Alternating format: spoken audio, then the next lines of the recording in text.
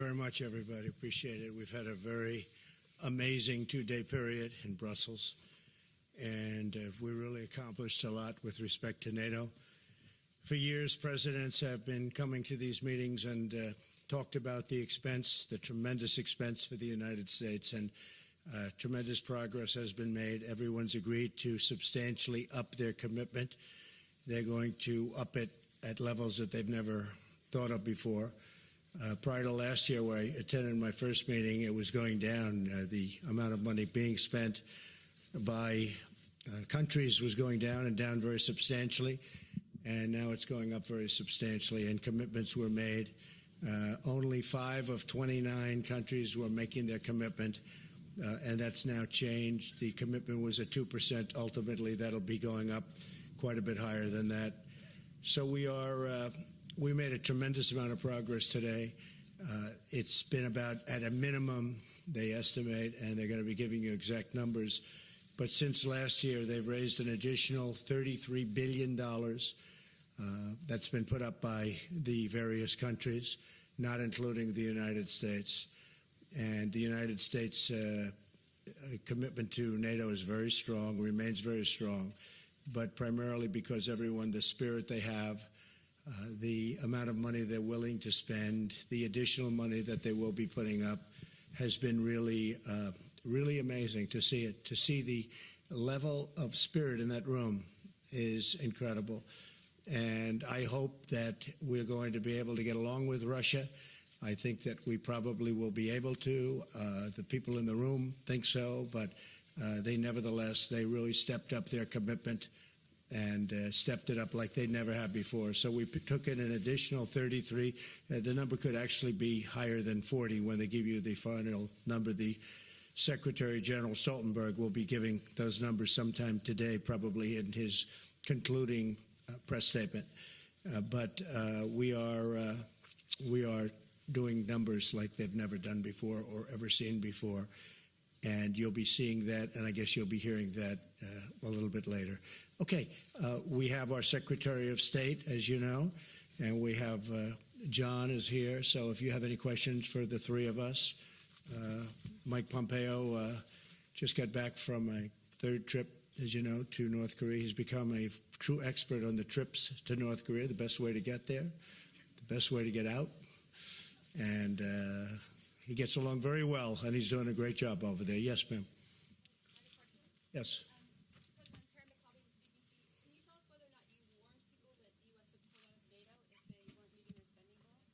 I told people that I'd be very unhappy if they didn't up their commitments very substantially, because the United States has been paying a tremendous amount, probably 90% of the cost of NATO. And now people are going to start, and countries are going to start upping their commitments. So I let them know yesterday, actually. I was surprised that you didn't pick it up. It took till today. But yesterday, I let them know that I was extremely unhappy with what was happening. And they have substantially upped their commitment, yeah. And now we're very happy and have a very, very powerful, very, very strong NATO, much stronger than it was 2 days ago. Yes, ma'am. Yes, hi, how are you? I know, you're very famous on television.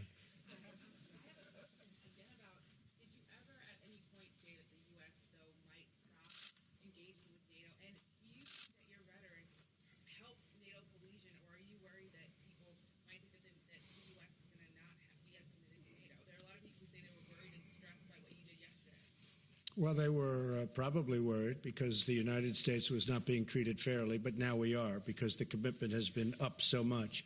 So now they are. And I was very firm yesterday. You have to understand, I know a lot of the people in the room. I was here last year. I let them know last year in a less firm manner, but pretty firm, and they raised an additional $33 billion, I think going to $40 billion, but it's $33 billion as of today. And then today and yesterday, I was probably a little bit more firm.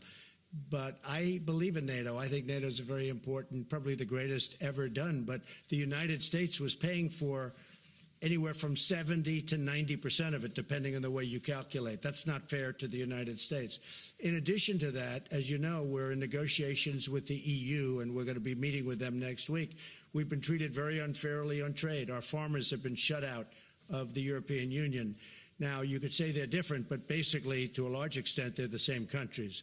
So I think we're going to be ultimately treated fairly on trade. We'll see what happens. But I can tell you that NATO now is really a fine-tuned machine. People are paying money that they never paid before. They're happy to do it. And the United States is being treated much more fairly. Yes, sir. NewsHour. Did you win any concessions in your meeting and discussions with the German Chancellor when it comes to German defense spending and also this issue of purchasing energy from Russia? And secondly, what would you say to your critics that say by creating this scene here at NATO, you're only enabling President Putin in Russia to further disturb things in Ukraine and Georgia? Well, if you consider putting up tremendously the additional funds at a level that nobody's ever seen before, I don't think that's helping Russia. I think that NATO is much stronger now than it was 2 days ago. I think that NATO was not doing what they were supposed to be doing, a lot of the countries, and we were doing much more than we should have been doing. Frankly, we were carrying too much of a burden. That's why we call it burden sharing. I was using the term a lot today, burden sharing. We had a fantastic meeting at the end. 29 countries, and they are putting up a lot. Germany has increased very substantially their time period, and Germany's coming along, and we still have to figure out what's going on with the pipeline, because the pipeline is coming in from Russia, so we're going to have to figure that out. I brought it up. Nobody brought it up but me, and we all are talking about it now, and actually I think the world is talking about it now, maybe more than anything else, but we're going to figure that out. And frankly, maybe everybody's going to have a good relationship with Russia, so there'll be a lot less problem with the pipeline. But to me, that was a very major point of contention. We discussed it at length today. Germany has agreed to do a lot better than they were doing, and we're very happy with that. We had a very good relationship with Angela Merkel. Yes. Mr. President. Yeah, go ahead. Hi, thank you. Margaret Tyler from Bloomberg. Yes. After all these years, I know, Margaret. Go ahead. Thank you. Maybe I'm being dense here, but could you just clarify, are you still threatening to potentially pull the United States out of NATO for any reason? And do you believe you can do that without Congress's explicit support and approval? I think I probably can, but that's unnecessary. And the people have stepped up today like they've never stepped up before. And remember the word, $33 billion more they're paying. And you'll hear that from the Secretary General in a little while. He thanked me, actually. He actually thanked me. And everybody in the room thanked me. There's a great collegial spirit in that room that I don't think they've had in many years. They're very strong. So, yeah, very, very unified, very strong, no problem, right? We're in NATO. No, okay. No problem. Mr. President, Jonathan Lemire with the Associated Press. Sure. You have said previously you wanted the countries to step up their spending to 2%. Yesterday, the suggestion it might be 4% or perhaps 2% at a much quicker timetable. Yeah. Can you clarify what did they commit to doing? Yeah. Is that satisfactory to you? So what they're doing is spending at a much faster clip. They're going up to the 2% level. Now, you have to understand, some of them have parliaments. They have their own congresses. They have a lot of things they have to go to. So, they're here as a prime minister, as a president, and they can't necessarily go in and say, this is what we're going to do. But they're going back for approvals. Some are at 2%. Others have agreed definitely to go to 2%. And some are going back to get the approval, and which they will get, to go to 2%. After we're at 2%, we'll start talking about going higher. But I said ultimately we should be, in years in advance, we should be at 4%. I think 4% is the right number. Now, the United States, depending on the way you calculate it, was at 4.2%. And I said that's unfair. And we have the largest GDP by far, especially since we've increased it by so much since a thing called the election. Our GDP has gone way up. And so the fact that our GDP went way up, that means we're paying for even more, which is very unfair. So I explained that. We will go to much higher than 2% into the future, but right now we're getting people up to 2%, and that'll take place over a fairly short period of time, a short number of years. Okay? Yeah, go ahead. Hi, Tomislav Krasnec from Večernji List, Croatian daily newspaper. We understand your message. Congratulations, by the way. Thank you. Thank you. We understand your message, but some people ask themselves, will you be tweeting differently once you board the Air Force One? Thank you. No, that's other people that do that. I don't. I'm very consistent. I'm a very stable genius. Go ahead. Yeah, go ahead. Thank you, sir. Jeremy Diamond with CNN. How are you? Jeremy. Quick question with regards to Germany and the comments that you made yesterday. Do you feel like, given the threats that you made about potentially leaving NATO, about insulting Germany's sovereignty, it appears, by suggesting they are totally controlled by Russia, do you feel like that's an effective way to conduct diplomacy? And secondly, would you be able to be a little bit more specific about the commitments that you secured today with regards to increasing financial commitment? Is there an updated timeline? Are there specific countries you could cite? Because a majority of them are already planning to meet that 2% threshold by 2024? No, many of them. In fact, Germany was going to be in the year 2028 or 30. Yeah, I think it's a very effective way to deal, but I didn't deal exactly the way you said. I have great respect for Germany. My father's from Germany. Both of my parents are from the EU, despite the fact they don't treat us well on trade, but I think that'll change also. And I think we'll see that because on the 25th of July, they're coming in to start negotiations with me. We'll see. And if they don't negotiate in good faith, we'll do something having to do with all of the millions of cars that are coming into our country and being taxed at a virtually zero level, at a very low level. But, Jeremy, I think it's been a very effective way of negotiating, but I'm not negotiating. I just want fairness for the United States. We're paying for far too much of NATO. NATO is very important, but NATO is helping Europe more than it's helping us. At the same time, it's very good for us. So we have now got it to a point where people are paying a lot more money, and that's starting really last year. It really had, you were there last year. And last year we had a big impact. Again, we took in $33 billion more. And if you ask Secretary General Stoltenberg, he gives us total credit, meaning me, I guess, in this case, total credit, because I said it was unfair.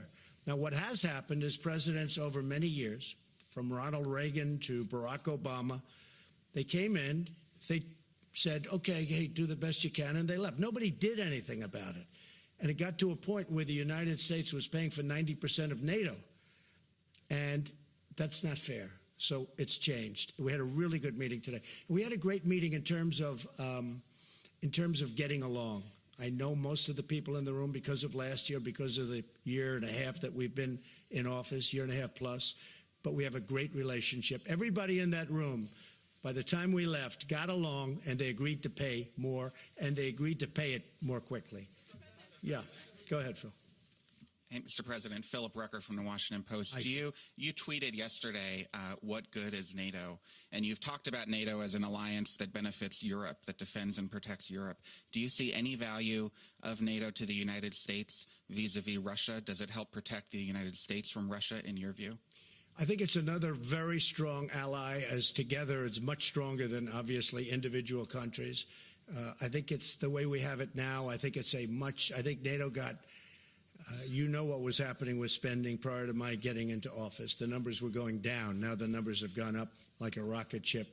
The numbers have gone up a lot, and they've gone up rapidly, and they're now going up further.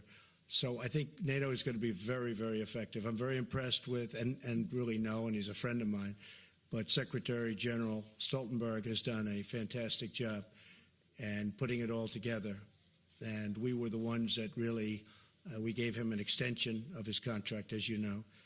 I think he's done a really good job. I think that when I was saying that, I am very concerned with the pipeline. I don't like the pipeline. And when I talk about NATO, I say, how do you have NATO? And then you have somebody paying the people that you're protecting against. But maybe we'll get along with the group that we're protecting against. I think that's a real possibility. As you know, I'm meeting with President Putin on Monday. And I think we go into that meeting not looking for so much. We want to find out about Syria. We will, of course, ask your favorite question about meddling. I will be asking that question again. But we'll also be talking about other things. We'll be talking about Ukraine. Ukraine was here today, by the way. And, you know, it's very interesting to hear what they had to say. So, excuse me? Well, he may. I mean, look, he may. You know, what am I going to do? He may deny it. I mean, it's one of those things. So all I can do is say, did you, and don't do it again. But he may deny. I mean, well, you'll be the first to know. Okay? Go ahead. Yes, go ahead. President Robert Wall with the Wall Street Journal. Yes. If Hi, the Robert. Germans and the Canadians and others don't come up to 2%, what is your fallback position? How will you up the pressure to make them actually? Well, they will. They will. I have no doubt about it. They all made commitments, and they will be up to 2%. It'll be over a relatively short period of years. Okay? Thank you so much. Yes, go ahead. Georgian TV, Palestine News. Mr. President, what do you think today needs or not Georgia most support from NATO? And I want to ask about Georgia? They were here today represented. Yes, and will you talk about Georgia in a meeting with with President Putin? Well, they were here. They made a very favorable impression, and we listened to their plight. It's a tough situation with Georgia, but they made a very favorable impression in the room. Okay? Yeah, go ahead. Go. One more Go ahead. Yeah. Oh, sorry. Yeah, you really did. Come on, go ahead. Go ahead. Well, I had a question as well, but nonetheless, I'll ask her. Will you recognize? Go ahead.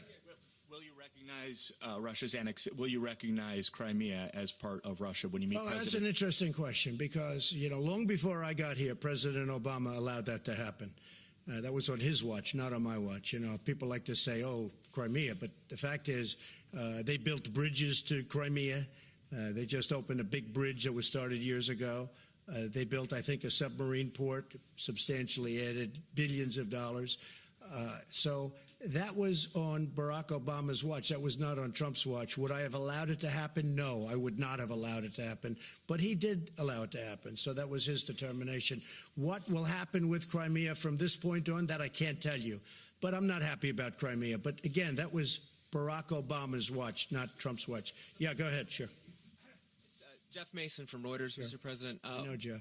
Regarding your summit with President Putin, will you be raising arms control issues? Would you like Yes. to extend New START, and will you raise concerns about violations of the INF Treaty? Yes. And as a follow-up to the NATO meeting today, will you suggest to him, or would you consider stopping military exercises in the Baltic states if that's something that he requests? Well, perhaps we'll talk about that. But I will say that we are going to be talking about those three issues and many more. We'll be talking about it, Jeff. Okay? Go ahead. Go ahead. Ivo Caizzi, Corriere della Sera. We are in the NATO headquarters that costed almost the double as planned before. I would like to know if you are planning to guarantee the taxpayers that the new money that is flowing into NATO will be spent in the best possible way, especially the money coming from countries that have several problems with the public finances. Well, the money will be spent properly. And one of the things that we have many wealthy countries with us today, but we have some that aren't so wealthy. And they did ask me if they could buy the military equipment and could I help them out? And we will help them out a little bit. We're not going to finance it for them, but we'll make sure that they're able to get payments and various other things so they can buy. Because the United States makes by far the best military equipment in the world, the best jets, the best missiles, the best guns, the best everything. We make by far. I mean, that's one thing. I guess I assumed it prior to taking office, but I really learned since being president, our equipment is so much better than anybody else's equipment. When you look at our companies, Lockheed and Boeing and Grumman, what the material, the equipment that we make is so far superior. Everybody wants to buy our equipment. In fact, it's a question, can they make it? Because they are doing very well. Can they make it for so many people? So we are helping some of those countries get online and buy the best equipment. Yeah, go ahead. Hi, I'm Kristen Brown with Fox News. On your upcoming summit with President Putin, did any of your allies here express any specific concerns or talk to you about any messages that they'd like you to take with you when you go to the summit? Yeah, just the opposite of concern. They actually, and they'll probably come out with a little bit of an edict, but they actually thanked me for meeting with President Putin. I look forward to the meeting. They thanked me. They thought it was a great thing that I was doing it, and they gave us our best wishes, or their best wishes. Now, with that being said, we'll see what happens. Just a loose meeting.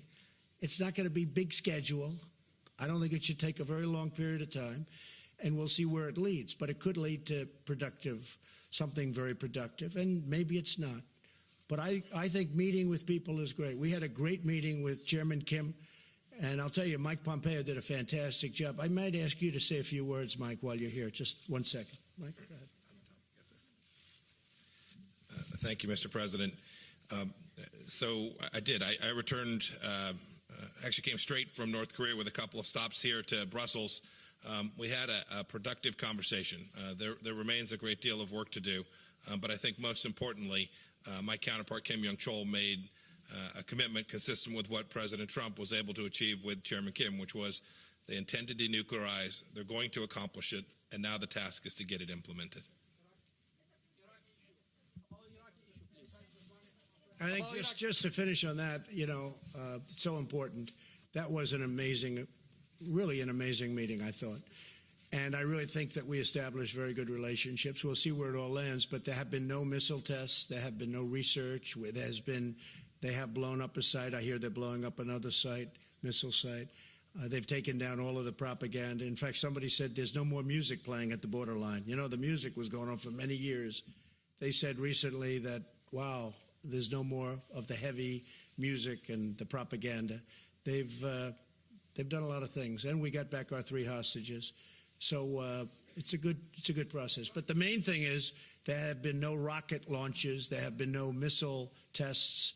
There's been no nuclear tests, no explosions, no nothing for almost 9 months. Okay. Yeah, please. Sure. Ewan McCaskill from The Guardian. Your trip to the UK. There are lots of protests planned in London and elsewhere. How do you feel about that? I think it's fine. I mean, I think they like me a lot in the UK. I think they agree with me on immigration. I'm very strong on immigration. I made a point today. I said, you've got to stop. You're ruining you're going to have a lot of problems. You see what's going on throughout the world with immigration. I probably at least partially won an election because of immigration. If you look at Italy, Giuseppe, who I got to know quite well over the last month and a half, he won his election because of strong immigration policies on Italy. I think that a lot of the people in the UK, I think that's why Brexit happened. Now, I don't know what's going on with the negotiation, who knows, and I guess that's become a very interesting point of contention. I said I'm going to a few hot spots. We have NATO, then we have the UK, and then we have Putin. And I said, Putin may be the easiest of them all. You never know. But I'm going to a pretty hot spot right now, right, with a lot of resignations. But I will say that immigration is a very important thing. And I told them today the EU, the European Union, better be very careful because immigration is taking over Europe, and they better be very, very careful. And I said that loud and clear. Yes, go ahead. Go ahead. President Trump, Radu Tudor, Antena 3 Romania. What will you tell President Putin about this summit and about NATO? Well, I think he's going to see about this summit. This has turned out to be a very successful summit. This is, I think really that NATO is more put together right now, is more coordinated, and I think there's a better spirit for NATO right now than perhaps they've ever had. It's richer than it ever was. The commitments are made at a higher level than they've ever been made, and the money to be paid out faster, far faster. The 2% was a range, a goal. It wasn't something that they were committed to. Now it's a commitment. There's a big difference, the 2% number. And that's why so many people weren't reaching it or hitting it. It was just sort of like this amorphous number out there. Now it's a commitment, a real commitment. I think he's going to see that there's great unity, great spirit, great esprit de corps, and I think we're going to have a good meeting. Regardless of that, I think we're going to have a good meeting. But this was a fantastic 2 days. This was a really fantastic. It all came together at the end. And yes, it was a little tough for a little while, but ultimately, you can ask anybody at that meeting. They're really liking what happened over the last 2 days. There's a great, great spirit leaving that room. Yes, sir. Go ahead, please. Yeah, Jonathan Beale from BBC. I just wonder, you think you're going to get along with President Putin at that meeting? Could you just tell us, why do you think that? Is there something you admire about him? And the second question, because you're just about to go to the UK. Well, he's a competitor. He's been very nice to me the times I've met him. I've been nice to him. He's a competitor. Somebody was saying, is he an enemy? No, he's not my enemy. Is he a friend? No, I don't know him well enough. but the couple of times that I've gotten to meet him, we got along very well. You saw that. I hope we get along well. I think we get along well. But ultimately, he's a competitor. He's representing Russia. I'm representing the United States. So, in a sense, we're competitors. Not a question of friend or enemy. He's not my enemy. And hopefully someday maybe he'll be a friend. It could happen. But I just don't know him very well. I've met him a couple of times, and when I did meet him, most of you people were there. Yes. And Brexit, sorry, sir, because you are going to the UK. What will be your message on Brexit? Well, Brexit is, I've been reading a lot about Brexit over the last couple of days, and it seems to be turning a little bit differently, where they're getting at least partially involved back with the European Union. I have no message. It's not for me to say. I own a lot of property there. I'm going to Scotland while I wait for the meeting. I have Turnberry in Scotland, which is a magical place, one of my favorite places. I'm going there for 2 days while I wait for the Monday meeting. But it's not for me to say what they should be doing in the UK. I have great friendships. My mother was born in Scotland. I have great friendships over there. We have a wonderful ambassador, Woody Johnson. And he's doing it. By the way, Woody's doing a great job. But it's not for me to say. I'd like to see him be able to work it out so it could go quickly, whatever they work out. Is it heartbreaking? Oh, hard Brexit, I see. I thought you said it was heartbreaking. I said that might be going a little bit too far. Right? Heartbreaking. Is it heartbreaking? A lot of things are heartbreaking.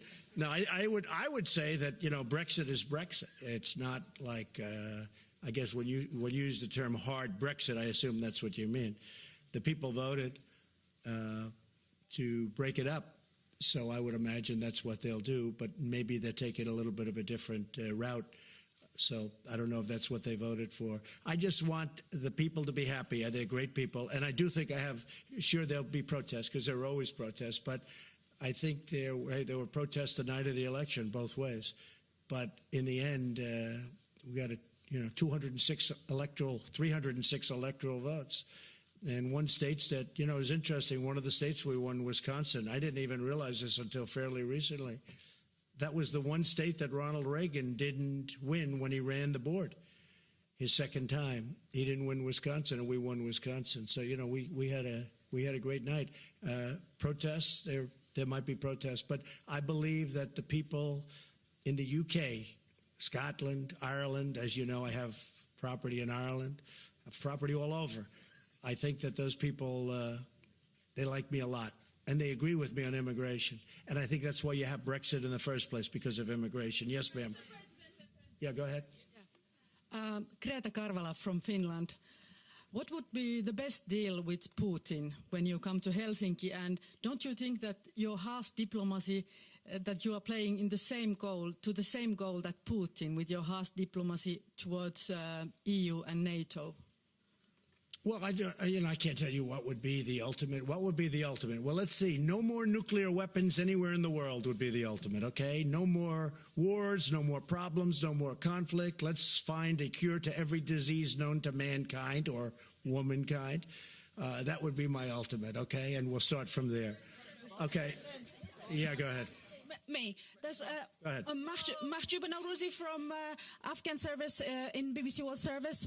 So I would like to ask you, Mr. President, that Afghan president is going to be here. He's here right now. He's here. And are you going to meet him? And what have you got to say to him? Danny. And when the war is going to end in Afghanistan, because people are fed up now and they want to know. I agree with that. I very much agree. It's been going on for a long time. We've made a lot of progress, but it's been going on for a long time. We've made a lot of progress in Afghanistan, I will say. Yes, your president is here right now. In fact, he's in the room. When I'm finished with this, I'm going right back into that room. Please, Georgian Public Broadcaster, Mr. President, can you tell us what do you think about future membership of Georgia in NATO, please? Well, at a certain point, they'll have a chance. Not right now. They just left the room. But at a certain point, they'll have a chance. Yes, sir. Go ahead. Barza Hassan, reporter for Kurdistan 24. Are you going to continue to support the Kurdish forces, Peshmerga, in Iraq? Thank you. I think the Kurds are great people. They're incredible fighters. They're wonderful, warm, intelligent allies in many cases, as you know. It's different groups of people, but they're great people. I really do. I believe they're great people. Yes, go ahead, please. Mr. President, Marcus Price, working with ARD German TV. Yes. You said Putin isn't an enemy, isn't a friend, it's just a competitor. Competitor. Do you consider him as a security threat for Europe or to the US? Thank you. Hey, I don't want him to be, and that's, I guess, why we have NATO. And that's why we have a United States that just had the largest military budget ever, $700 billion approved, $716 billion next year. No, I hope that we'll be able to get along. I've said from day one, whether it's China or Russia, you know, we're working on trade with China right now, and I don't say that's an easy situation, because that's been years of abuse of the United States by presidents, frankly, that allowed that to happen. So I've taken over a lot of bad hands, and I'm fixing each one of them, and I'm fixing them well. But China is going to be, I think, very successfully ultimately taken care of. I have a great respect for their president, as you know. President Xi spent 2 days there. It was among the most magical 2 days I've ever lived. And I think we're going to end up doing something very good with China. Right now we're in a pretty nasty trade battle, but I think ultimately that'll work out. I really think we have a big advantage. You know, we've picked up $8 trillion in value and worth since I became president, and we're close to 2 times the size of China. A lot of people don't know that. And, you know, we're going to negotiate a fair deal if that's possible. Okay. And Russia, I think getting along with Russia also would be a very good thing. Yes, go ahead. Jamal Musawi from BBC Persian TV. We have seen escalation of tension between you and the Iranians. What is your exit plan, Mr. President? I would say there might be an escalation between us and the Iranians. I agree with They are threatening. By the way, they're treating us with much more respect right now than they did in the past. And I know they're having a lot of problems and their economy is collapsing. But I will tell you this, at a certain point, they're going to call me and they're going to say, let's make a deal. And we'll make a deal. But they're feeling a lot of pain right now. Yes, go ahead. Go ahead. Go ahead. Go ahead. Mr. President, do we expect the rise of the Russian influence in Macedonia following the starting of the negotiation process like we've seen in Montenegro with alleged coup? And what will NATO and the United States do to counter that Russian influence in the Western Balkans? We never talk about our future plans. Yes, go ahead, ma'am. Go ahead. Go ahead. Thank you very much, Mr. President. Thank you very much. My name is Ala Shali from Roda TV from Kurdistan, Iraq. My question is about the government of Iraq. After 2 months election, the government in Iraq has not been formed. What's the role from USA? And you want to talk about Syria with President Putin.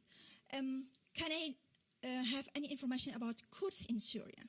Thank you very much. So I hope we get along well with Iraq. We've certainly spent a great fortune in Iraq and many, many lives, thousands and hundreds of thousands of lives, if you think, on both sides, which I always think about both sides, not just our side. And they had an election, and I hope we're going to be able to get along, and we'll see how that goes. We've already been talking to the people that won the election. I was not in favor of that war. I was very much against that war. I never thought it was a good thing, but that's another deck of cards that I inherited, and we'll do the best we can with it. I think the election was pretty conclusive, and again, we've spoken to them. We'll see what happens. Yes, sir, go ahead. Go ahead. To the next event, we have time for one more question. Good.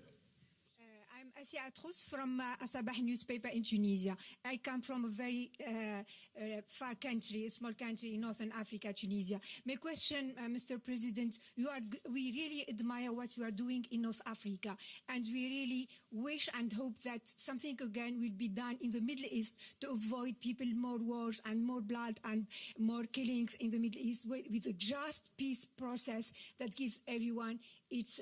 We're looking for peace, and Africa, as you know, is it's on our very strong list. But we're looking for peace. We want peace all over. We want to solve problems. We're looking for peace. Africa right now has got problems like few people would even understand. They have things going on there that nobody could believe in this room. If you saw some of the things that I see through intelligence, what's going on in Africa. It is so sad. It's so vicious and violent. And we want peace. We want peace for Africa. We want peace all over the world. That's my number one goal, peace all over the world. And we're building up a tremendous military because I really believe through strength you get peace. But we're going to have a military like we've never had before. We've given out orders for, the best fighter jets in the world, the best ships, the best everything. But hopefully we'll never have to use them. That would be a dream. To buy the best stuff, to have the best stuff, to have the best equipment in the world, and to never have to use it would be a really great part of my dream. Thank you very much, everybody. Thank you. I'm going to be leaving in about a half an hour. Thank you. Ladies and gentlemen, please remain in your seats while a delegation departs.